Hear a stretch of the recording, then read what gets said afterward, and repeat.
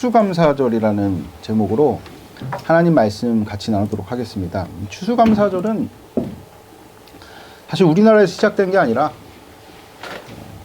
미국에서 시작됐다고 봐야죠. 그 전에 유럽에서도 추수감사절 같은 어떤 그런 행사나 의식들이 있긴 했는데, 우리나라가 받아들인 거는 이 미국의 추수감사절을 받아들인 겁니다. 미국이 왜 이렇게 추수감사절을 보내게 되었느냐? 이제 신앙의 자유를 찾아가지고 신앙인들이 신대륙으로 갔는데, 이게 참 풍토도 그렇고 계절도 그렇고 익숙치가 않으니까 도착하자마자 한 절반 되는 사람들이 죽었대요. 적응하는 것이 여간 쉽지가 않았다고 합니다. 그런 가운데 그 원주민이었던, 우리가 뭐 인디언이다 뭐 이렇게 얘기하는 사람들 있잖아요. 이 사람들의 도움으로 첫 수확을 거뒀다고 합니다. 그러니까 이제 신앙인들이 그 신대륙에서 잘 적응하도록 도와줬던 사람들이 원주민들인데, 이후에 이제 자본가들이 들어와가지고 원주민들을 다 몰아내면서 여러 가지로 좀 좋지 않은, 그래서 저는 뭔가 생명의 역사가 뭔가 이렇게 우리 삶 속에서 뭔가 새로운 어떤 내용들이 탁 이렇게 피어났을 때 후에 이렇게 막 자본들이 밀고 들어오는 거를 참 그거를 이게 좋아야 될 일인지 아니면 좀 애석해. 그래서 항상 보면은 그 자본이 밀고 들어와 갖고 이렇게 짜둔 판을 보면 발전을 많이 시키는데, 그게 과연 좋은 일인가? 좀 그런 생각들을 좀 해보게 돼요. 여러 가지로. 그래서 하여튼간 뭐 미국이라는 사회가 기독교 신앙 위에서 이렇게 세워진 나라이기는 한데, 또 여러 가지 후에 항상 역사의 수레바퀴는 하나님께서 일하시면은 마귀도 같이 일하거든요. 그래갖고 뭐 일반 사가들은 자꾸 선교를 무슨 뭐 정복의 수단이다 뭐 이렇게들 자꾸 호도하는데, 그렇지 않습니다. 항상 하나님께서 여러 가지로 이제 복된 마음으로 이제 영혼을 구령하기 위한 발걸음을 떼시면 꼭 그것을 쫓아서, 그렇죠? 여러 가지 좋지 못한 내용들도 따라오는 것이지, 그러나 그 모든 것들도 하나님의 뜻일 줄을 믿습니다. 역사의 마지막에는 하나님 심판이 분명히 있을 터이니, 여러분들 우리는 이런 내용들을 좀 깊이 생각하면서 하나님 앞에 진짜 하나님께서 우리에게 주신 은혜의 의미를 좀 마음 가운데 되새겨야 될 필요가 있을 줄을 믿습니다. 아멘. 어쨌든 이제 다시 돌아와서 추수감사절은 그렇게 시작이 됐고, 추수감사절의 의미를 한마디로 요약하자면은 한 해 동안 맺은 열매에 대한 감사입니다. 이것은 성경에도 분명히 지지하고 있는 개념이죠. 구약의 이스라엘에 이런 어떤 추수감사절에 해당되는 어떤 절기가 7절기 중에 하나로 있었어요. 7절기를 대절기라 그러지 않습니까? 뭐 여러 가지 다른 절기들도 있습니다. 감사제, 뭐 낙헌제, 봉헌제부터 시작해갖고 뭐 여러 가지 파생된 의식들이 있었는데, 근데 이 이스라엘의 7절기는 하나님께서 직접 정하신 절기입니다. 무슨 뜻인지 아시겠죠? 지키라고 명령하신 거죠. 그 중에 하나가 초막절인데, 이 초막절의 다른 이름은 수장절입니다. 수장절은 그 한자 뜻이 거두어 저장하다 그런 뜻이거든요. 히브리어도 똑같아요. 이 그러니까 수장절, 거두어서 저장한다. 그러니까 한 해 동안 지은 어떤 열매 결실을 다 걷어가지고 저장하는 그런 어떤 때인데, 그런데 이것을 왜 초막절이라고 부르라고 말씀을 하셨나? 그 이유를 오늘 본문이 말씀하고 있다는 겁니다. 오늘 본문 우리 다시 한번 읽어볼까요? 너희는 이래 동안 초막에 거두하되 이스라엘에서 난 자는 다 초막에 거주할지니, 이는 내가 이스라엘 자손을 애굽 땅에서 인도하던 때에 초막에 거주하게 한 줄을 너희 대대로 알게 함이니라. 나는 너희의 하나님 여호와니라. 그러니까 하나님께서는 매년 수확할 때마다 한 가지 거룩한 의식을 지금 주문하셨잖아요. 여기 이래 동안은 7일 동안을 의미하는 거죠. 그러니까 7일 동안 너희들이 날짜를 정해가지고 7일 동안 초막에 거주하라는 겁니다. 이스라엘 백성들이 가나안 땅에 정착한 뒤로는 이 초막이라고 하는 것은 장막이잖아요. 장막에 거주할 필요가 없죠. 다 집 짓고 살았으니까요. 근데 그럼에도 불구하고 요새들 뭐 이렇게 캠핑 많이 가시잖아요. 텐트는 다들 한 번쯤은 쳐보셨을 거라고 생각이 되는데, 그러니까 밖에 나가가지고 텐트 치고 한 7일 동안 지내라는 겁니다. 그 이유가 무엇이냐? 애굽 땅에서 이스라엘 백성들이 구원받은 직후에 초막에 너희들이 거주했던 것을 기억해야 된다는 거죠. 실제 이스라엘 백성들은 애굽에서 탈출한 뒤로는 집이 없었잖아요. 40년 동안 나그네처럼 광야를 떠돌았단 말입니다. 그들의 주거지는 그때그때마다 장소가 달라졌단 말이에요. 가서 장막을 쳤죠. 그런 어떤 장막을 쳐가지고 너희들이 거주해서 그 구원의 때를 너네들이 잊지 말아라. 이렇게 주님께서 말씀하신 겁니다. 우리나라 뭐 격언이라고 해야 될까요? 우리나라 말에 개구리 올챙이적 생각하지 못한다 란 말이 있어요. 이거는 어려웠던 시절을 잊고 교만해지는 사람을 비유한 말이죠. 그러면 이 속담의 의미처럼 하나님께서 이스라엘로 초막에 거주하는 때를 기억하라고 한 것이냐. 그러니까 너희들이 올챙이적을 기억을 해야지. 너희들이 이제 뭐 좀 컸다고 해서 이렇게 교만해지면 안 된다. 뭐 그런 의미로서 주님께서 이렇게 제정을 하신 것이냐. 물론 뭐 어려웠던 시절을 잊지 않고 초심을 지키는 것 중요하죠. 그러나 하나님의 명령은 이러한 교훈적인 의미만을 담고 있을 리가 없습니다. 그보다 더 영적이고 근본적인 의미가 담겨 있다는 거죠. 그것은 무엇이냐? 하나님께서 하나님 이스라엘과 항상 동행하신다는 것을 잊지 말라는 것입니다. 아멘. 더불어서 너희들은 항상 하나님을 절대적으로 의존해야 된다. 이런 어떤 의미가 담겨져 있다는 겁니다. 아멘. 네. 알다시피 이스라엘은 광야에서 하나님께서 친히 내신 생수를 마셨습니다. 또한 그들은 수고하지 않아도 먹을 수가 있었죠. 하나님께서 친히 하늘에서 양식을 비처럼 내리셨습니다. 만나 메추라기가 대표적인 어떤 하나님께서 베푸신 양식이죠. 무엇보다 광야는요, 아주 척박한 곳이에요. 낮에랑 밤에랑 일교차가 몇십 도씩 차이가 납니다. 그러니까 사람이 하루도 견디기가 힘든 어떤 그런 곳이죠. 그런데 하나님께서 밤에는 불기둥으로 낮에는 구름기둥으로 친히 이스라엘을 추위와 더위로부터 보호하셨다는 겁니다. 그러므로 사람이 하루도 견디기 힘든 곳을 이스라엘은 무려 40년을 산 겁니다. 또한 그들은 길쌈하지 않았어도 의복 걱정을 할 필요가 없었어요. 왜냐하면 40년 동안 옷이 헤어지지 않았기 때문이죠. 참 놀라운 어떤 기적이 아니라고 할 수가 없죠. 이런 초자연적인 기적을 경험한 곳이 광야입니다. 주님께서 그때를 기억하란 거죠. 이스라엘의 전성기가 언제였을까? 여러분들은 이스라엘의 전성기를 어느 때로 꼽으십니까? 유대인들은 아마 다윗의 때였던 것 같습니다. 그래서 예수님이 다윗처럼 강력한 왕이 돼갖고 제국들에 비견하는 그런 나라를 세우는 그런 것들을 꿈꿨던 것 같아요. 언제였을까? 이스라엘의 전성기가 가나안 땅을 노도같이 질주해서 질풍같이 정복했던 때였을까? 그렇죠? 여호수아 보면은 정말 어마어마하잖아요. 그 요단강을 가르고 여리고성을 무너뜨리고 아이성 전투 치를 때 보면은 완전히 다 전멸시키고 그냥 가는 곳마다 추풍나비처럼 그냥 가나안 족속들이 무너졌던 그때를 전성기다 이렇게 얘기할 수 있을 것이고, 그것도 아니면은 솔로몬의 영광이 모든 지중해 전역에 퍼져나가가지고 솔로몬의 지혜와 그 깊이, 지금도 여러분들 우리나라에서 옛날에 그 뭐죠? 초고도체 그 뭡니까? 생각이 안 나네. 갑자기 전도체, 초전도체 그 발견됐다 그래가지고 엄청나게 전 세계가 한번 들끓었던 적 있잖아요. 물론 이제 검증해 보니까 아니었다라는 사실이 밝혀져서 또 그만큼 또 우리가 망신을 당한 것 같기도 한데, 그러니까 뭔가 이렇게 과학기술이라든지 의학기술 같은 것들이 새롭게 딱 발견이 되면은 나라의 위상이 확 올라가죠. 그렇지 않습니까? 그러니까 마찬가지로 솔로몬 때 그 지혜가 그랬더라는 거죠. 주변의 여러 나라들에게 참 귀감이 되었던 것 같습니다. 그만큼 앞서 있었고 발전이 되어 있었죠. 그래서 경제, 문화, 사회가 다른 사회보다 훨씬 더 압도되니까 얼마나 참 그런 어떤 내용들이 대단했던지 막 주변국에서 그것을 탐방하려고 찾아올 정도였다는 거죠. 아세요, 여러분들? 그런 어떤 엄청난 황금기다 이렇게 이야기를 해도 과언이 아닐 것 같습니다. 그래서 이 이스라엘의 전성기에 대한 다양한 생각이 있을 수 있다고 생각을 합니다. 그러나 하나님께서 이스라엘에 가장 기뻐하셨던 때는 그럼 언제냐? 그래서 오늘 주님께서는 다윗의 때도 솔로몬의 때도 모세의 때도 아니다 말씀하시면서 여호수아의 때도 아니다 말씀하시면서 뭐라고 얘기를 하냐면, 그것은 이스라엘이 광야를 살던 때에, 즉 하나님을 절대적으로 의존해야만 했던 때인 거죠. 아멘.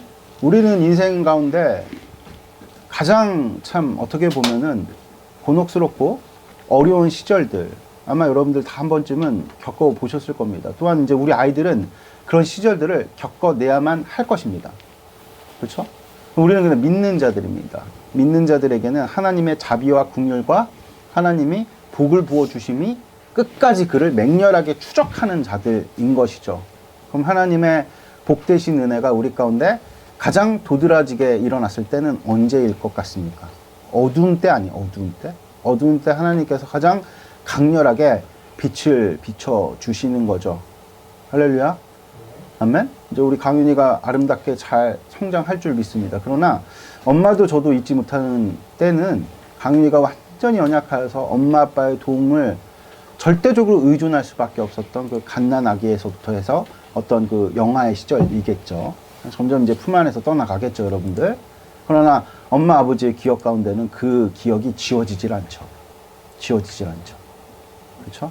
그래서 저희는 제가 이번에도 그 추석이래 그 김장 때문에 집에 갔는데 어머니의 어떤 그 시각은요 늘 똑같은 것 같습니다. 제가 나이가 이제 거의 50 가까이 되는데도 불구하고 여전히 엄마의 눈에는 그냥 아들이에요. 똑같습니다. 그래서 저는 그 시댁이라고 우리 아내 입장에서는 시댁이 본가를 가면은 그렇게 마음이 그냥 모든 것들이 무장해제 돼버려요. 그냥 들어놓아버리고. 일단 엄마 아버지가 그렇게 저를 바라보시는 거죠. 그러니까 이스라엘의 전성기. 그러니까 하나님께서 가장 기뻐하셨던 때, 그때가 언제냐? 이스라엘 백성들이 출애굽 때 아무것도 의지할 것 없는 하나님만 절대적으로 의존해야만 했던 그때를 주님께서 지시하시면서 너희들은 그때를 영원토록 기억해야 한다. 이렇게 주님께서 말씀하시는 겁니다. 아멘. 물론 여러분들 광야는요 사람이 살기 적합치 않은 장소죠. 아무리 하나님의 기적이 넘쳐난데도 광야로 나가 살고 싶은 사람 별로 없을 겁니다. 사람은 대략 안정적인 삶을 추구하죠. 이스라엘은 광야를 떠돌다가 가나안 땅에 입성했습니다. 드디어 광야에 나그네 같은 삶을 마친 것입니다. 사람들은 이것을 은혜라 여길지 모르겠어요. 그러나 안타깝게도 이스라엘은 가나안 땅에 입성하여서 한 세대가 끝나기 전에 하나님을 잊어버리고 다음 세대로 넘어가야 되는데 다른 세대가 일어나 버린 겁니다. 그리고 완전히 가나안 문화에 동화되었고 급기야 가나안 족속의 종이 되어버렸죠. 한 세대 만에 일어난 일입니다. 그럼 왜 하나님께서 감사절인 수장절에 초막에 살던 때를 기억하라 하셨는지 그 의도를 우리는 분명하게 알 수 있을 것 같습니다. 그것은 이스라엘의 태성개차가 하나님에 대한 절대 의존에서 비롯된 나라라는 거죠. 그래서 한 해를 살아낼 수 있는 양식을 거두는 그때 사람에게 제일 중요한 게 뭐죠? 먹고 사는 문제 아니겠습니까? 여러분 뭐 생존을 해야지 여러 가지 다른 내용들을 우리가 누리고 살 수 있지 않겠어요? 생존이 이어받는다 그러면은 여러분들 우리가 누리며 살 수가 없죠. 그렇죠? 그러니까 그 생존의 문제가 가장 중요한데 그 생존을 결정짓는. 그래서 우리가 풍년이면은 막 기뻐하지만 흉년이면 어떻습니까? 걱정스럽죠. 생존이 이제 걱정이 되니까요. 여러분들의 삶 가운데 늘 하나님께서 베풀어 주시는 영적 풍년의 일들이 넘쳐나기를 축복드립니다. 아멘. 그래서 여러분들 어쨌든 이 같은 양식을 거두는 그때 하나님께서 하나님을 기억하라는 어떤 그런 명령을 이 초막절을 통해 가지고 주신 거죠. 즉 이스라엘이 거둔 열매는 절대적으로 하나님의 의지한 결과라는 겁니다. 우리 신명기 8장 18절 같이 읽어볼까? 시작. 내 하나님 여호와를 기억하라. 우리 같이 읽어봅시다. 시작. 내 하나님 여호와를 기억하라. 그가 내게 재물 얻는 능력을 주셨음이라. 이같이 하시면 내 조상들에게 하신 맹세하신 언약을 오늘과 같이 이루려 하심이라. 여기서도 분명히 지금 강조하고 있단 말입니다. 재물 얻을 능력을 주셨다.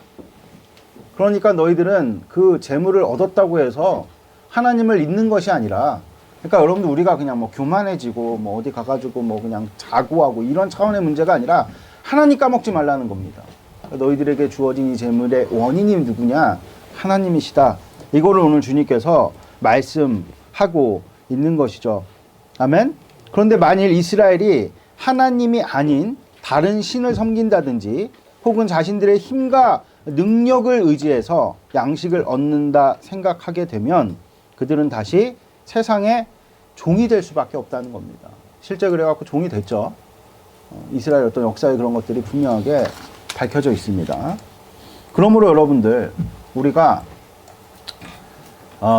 잘 생각해야 될 게 뭐냐면 우리가 단순히 어떤 감사는 그냥 내가 받은 것이 있으니까 배은망덕하지 않고 하나님 앞에 올려드려야 되는 어떤 당위지 이렇게만 생각할 것이 아니라요.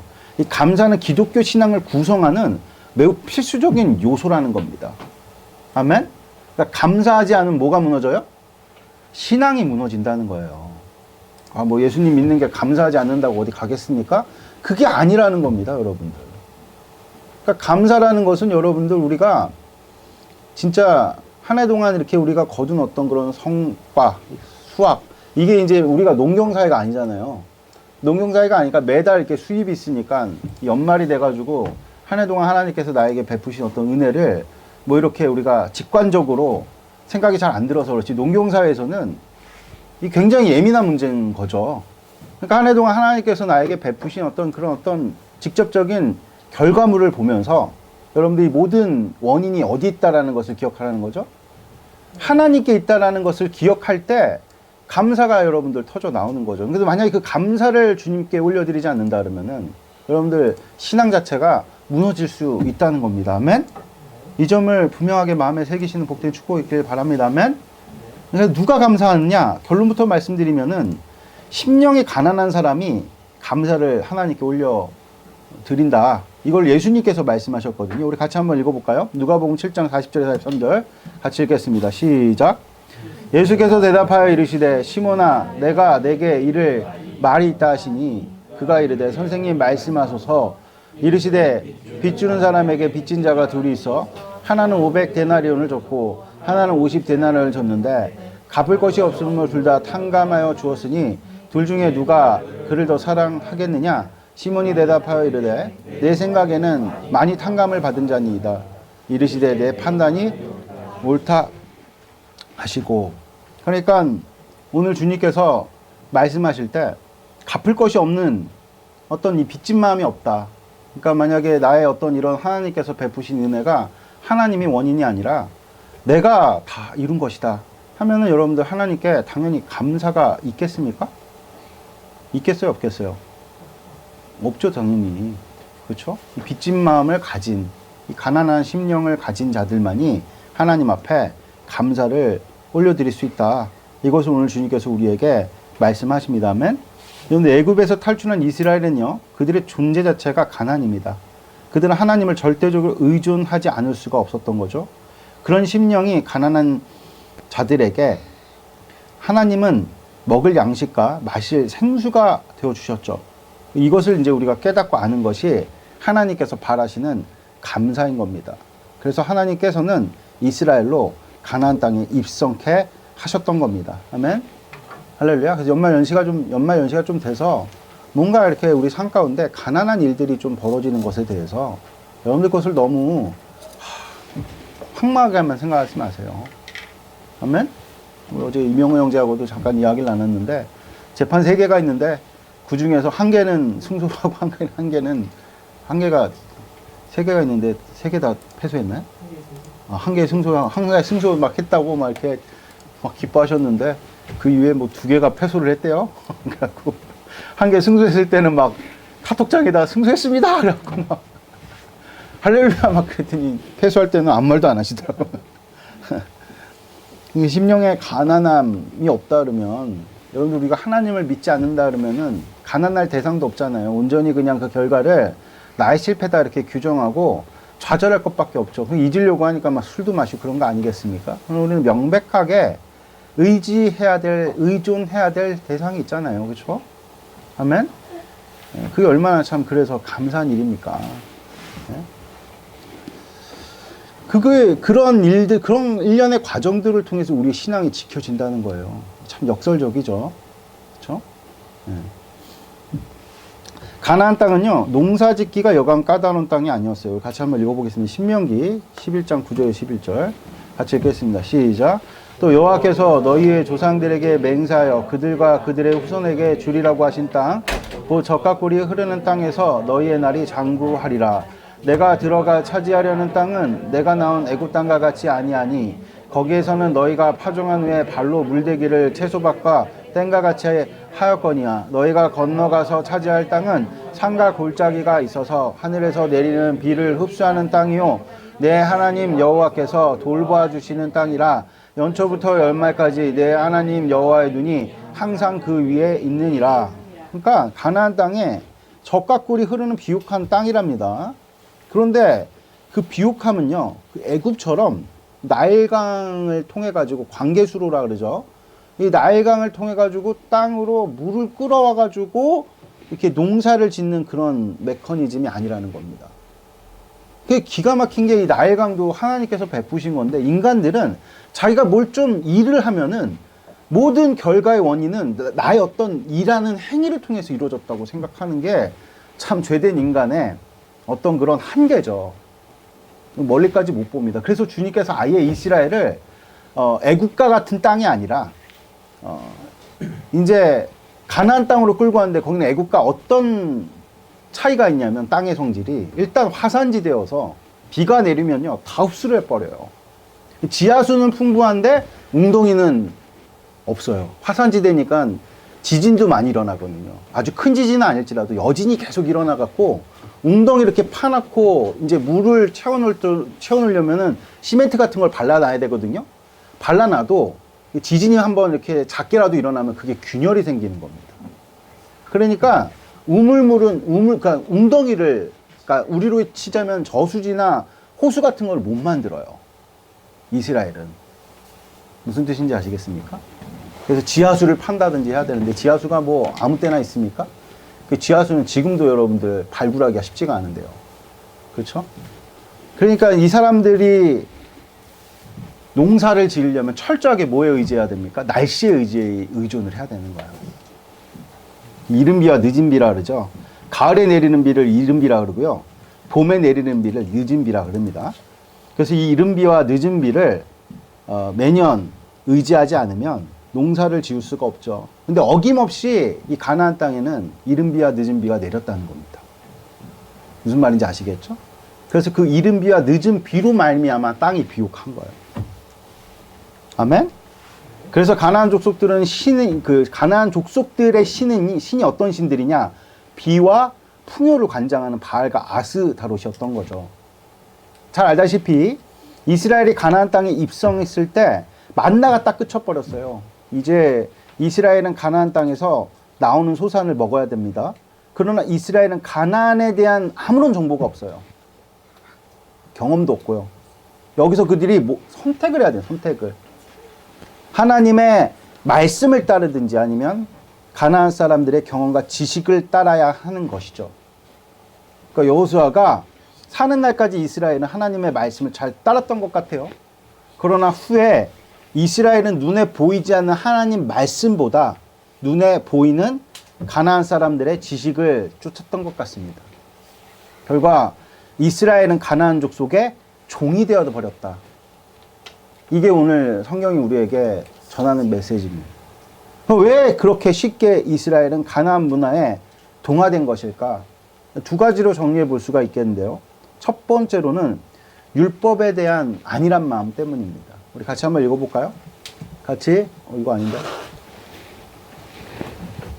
더 이상 그게 없나요? 네. 왜 없지? 네, 여기까지만 했나요? 여기까지만 했는 모양입니다. 우리 죄송합니다. 하박국서 1장 4절 같이 한번 읽어보죠. 하박국서 1장 4절. 구약 성경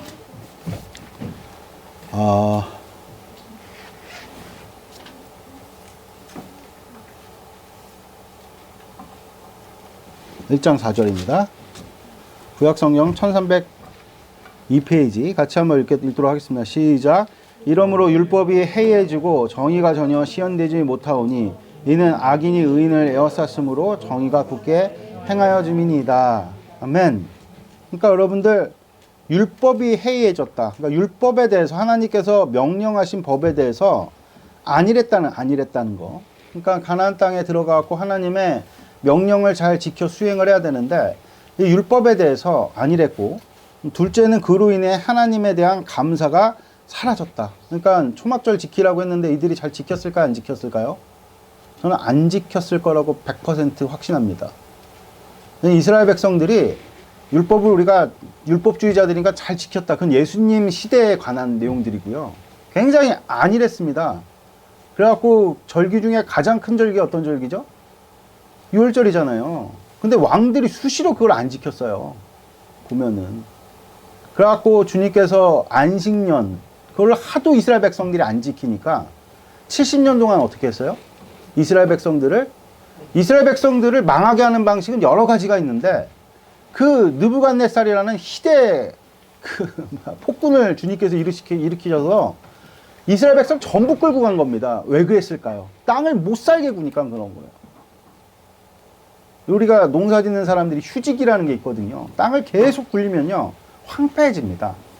적당히 좀 쉬게 하면서 돌아가면서 돌려야 되는데, 이스라엘 백성들을 주님께서 복되게 하시기 위해서 그런 법리를 율법으로 제시를 하셨단 말이에요. 근데 그걸 하나도 안 지켰어요.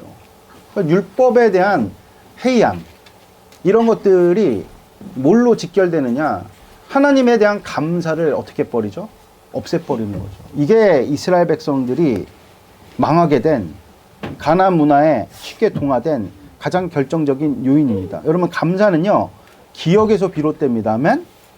우리는 너무 눈에 보이는 현상에만 급급하며 살아가죠. 그러나 언제나 나타난 것 이면에는 영적 배경이 있기 마련입니다. 이른 비가 내리고 늦은 비가 내리는 것은 당연한 것이 아닙니다. 아멘? 그것은 절대적인 하나님의 은혜라는 겁니다.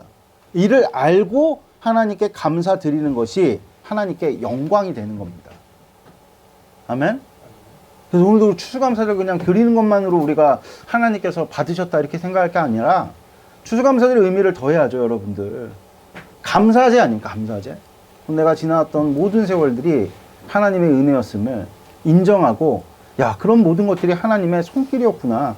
당연한 게 아니었구나. 내가 회사에서 이렇게 먹고 사는 일들이나 내가 이렇게 지내왔던 모든 일들이 당연한 게 아니었구나. 그렇죠? 하나님의 은혜였구나. 라는 것을 우리가 분명하게 알고 깨닫고 하나님 앞에 감사를 올려드릴 때 영광이 된다. 여러분들, 가나안 백성들은 하나님에 대해서 무지했습니다. 그래서 내리는 비와 부는 바람을 그렇게 중요하게 여겼어요. 비와 바람은요, 하나님께서 은혜를 베푸시는 매개에 불과하다는 거예요. 수단에 불과하다는 겁니다. 그것을 붙들고 운행하시는 분을 봐야 된다는 거죠. 모든 율법은 살아계신 하나님을 지시합니다. 율법의 바른 기능은요, 그것을 지켜서 우리가 의를 이루는 것이 아닌 우리에게 의가 되신 예수님을 바라보게 하는 겁니다. 아멘? 그러므로 우리는 율법을 지켜 행해야 될 거예요. 부모를 왜 공경해야 됩니까? 부모를 공경해가지고 여러분들 부모님께 효를 다해서 뭐 화목한 가정을 만들고, 그게 목적이 아닙니다. 1차적인 목적이 아니야. 왜 부모를 공경해야 되냐면 하나님께서 명령하셨기 때문인 거예요. 그러니까 우리가 부모를 공경하라는 말씀을 붙들고 실제 그 일을 충분히 다 해내지 못해도 의미 없지가 않아요. 왜냐하면 그 율법을 지키는 행위 자체가 그것을 지켜서 뭔가 그 율법에서 말씀하고 있는 의의 수준에 닿는 것보다 1차적으로 우리에게 주시는 어떤 메시지는 무엇이냐? 그것을 통해서 하나님을 기억하라는 거예요. 아멘? 그래서 다윗이 그토록 율법을 사모했던 거예요. 율법의 내용들을 통해서 하나님과 교제할 수 있고 하나님을 누릴 수 있고. 그래서 어찌됐든 간에, 그러므로 우리는 율법을 지켜 행해야 될 것입니다. 그 일환으로서 오늘 우리는 추수감사절을 지키는 것이죠. 추수감사절, 그러니까 뭐 이게 어디에 나와 있느냐, 율법 이게 성경과 관련이 있느냐? 성경과 관련이 있다는 겁니다, 여러분들. 무슨 뜻인지 아시겠죠? 네? 성경적 개념에 확실하게 지지하는. 그래서 우리 교단이 결정을 했고, 뭐 지금 당장의 교단이 결정한 것은 아니지만 우리 믿음의 조상들이, 교회는 여러분들 현재성만 있는 게 아니라 전통성이 분명 있습니다. 그 전통적으로 성경이 지지하는 바대로 우리가 제정을 해서 이 땅에서 정했으니 하늘에 정한 것이 되죠. 우리에게 주어진 율법이다. 그래서 오늘 그 일환으로서 우리가 추수감사절을 지키는 것이고, 이 추수감사절의 핵심 가치는 우리 삶을 주관하시는 하나님을 그래서 기억하는 것입니다. 아멘? 연말이 되면 이제 한 해를 결산하고 다가오는 새해에 대한 전망을 하는데 대부분 부정적인 게 더 많은 것 같습니다. 긍정적인 것이 있어도 부정적 이슈에 마음이 많이 사로잡히는 것 같아요. 그래서 마음이 많이 가난해지죠. 여기서 우리는 결정을 해야 되는 겁니다. 하나님을 의지할 것인가 아니면 세상처럼 도구에 지나지 않는 비와 바람에 집착할 것인가를 결정해야 되는 거죠. 그러니까 여러분들 잘 아셔야 될 게 뭐냐면 가나안 족속들이 그냥 우상 숭배를 했던 것은 그들의 먹고 사는 문제 지식을 함의하고 있었다는 거예요. 이렇게 보니까 올해는 비가 많이 올 것 같아. 날씨 예보 맨날 하잖아요. 올해는 많이 더울 거. 이번 겨울은 엄청 늦게 온다고 저는 들었는데 갑자기 엄청 빨리 왔어요. 덜 춥다 그랬는데 또 엄청 추운 것 같아요. 우리가 맨날 예측을 하는데 많이 틀리죠. 날씨 예보만큼 참 많이 틀리는 것도 없는 것 같다는 생각이 좀 많이 드는데 그렇지 않습니까? 날씨 예보보다 더 부정확한 게 뭐죠? 내년에 대한 어떤 전망들. 그런 것들에 대해서 엄청 집착하고 거기에 막 그냥 매몰된 상태를 우상숭배라고 얘기하는 거예요. 그러니까 바알과 아스토롯을 섬긴다는 그만큼 먹고 사는 문제에 아주 매몰되었다라는 것을 의미하는 겁니다. 그게 전부다라는 것을 표현하는 것이 우상숭배 양식인 거죠. 아멘? 다시 한 번 말씀드립니다. 비와 바람은요. 누가 주관하십니까? 하나님께서 주관하세요. 할렐루야? 아멘? 이것을 오늘 주님께서 우리에게 분명하게 말씀하고 있는 것입니다. 그래서 하나님을 의지할 것인가 아니면 세상처럼 도구에 지나지 않는 비와 바람에 집착할 것인가를 결정해야 되는데 무엇으로 이 결정을 짓느냐? 감사예요, 감사. 감사는 하나님을 향한 절대 의존의 가장 강력한 표현입니다. 그러므로 한 해 동안 하나님께서 베푸신 은혜를 묵상하십시오 하면 그리고 여러 모양으로 감사하십시오. 그럴 때 비바람을 의식하는 것이 아닌 하나님을 기억하고 모든 여러분 비바람이라고 얘기하는 것은 뭘까 이 시대에 뭐 이제 주식의 동향 코인은 어떻게 될 것이냐 내년에 뭐 부동산 어떻게 될 거냐 다 그런 거잖아요. 여러분들 비바람이라는 게 내가 어디에 서 있어야 되느냐 어디에 가 있어야지만 이렇게 내년에 경기도 안 좋은다 그랬는데 나만 안정적으로 이렇게 지낼 수 있느냐 직업을 어떤 걸 선택해야 되느냐 뭐 하여튼간 여러 가지 우리가 뭐 그런 거 아예 생각지 않은 것은 또 여러분들 우리가 육신을 가진 인생으로서 아니겠지만 너무 지나치게 그런 것들에 기대어서 살 때 여러분들 우리에게 한 번이라도 흡족할 만한 결과로서 그것이 주어진 적이 있느냐. 여러분들 하나님이 발벗고 나서서 방해하세요. 아십니까?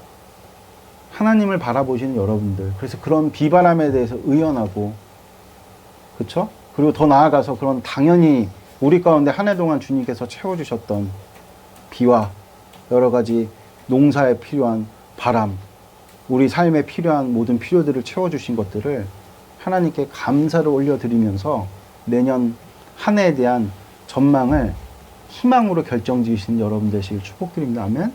하나님께서 우리 안 망하게 하십니다. 아멘. 하나님께서 우리의 모든 것들을 책임져 주십니다. 하나님을 절대 의존하시는 저와 여러분들의 시기를 주 예수 그리스도의 축복드립니다. 기도드리겠습니다. 하나님 감사합니다. 오늘 선포된 말씀 우리 가운데 이루셔서 한 해 동안 주님 우리 가운데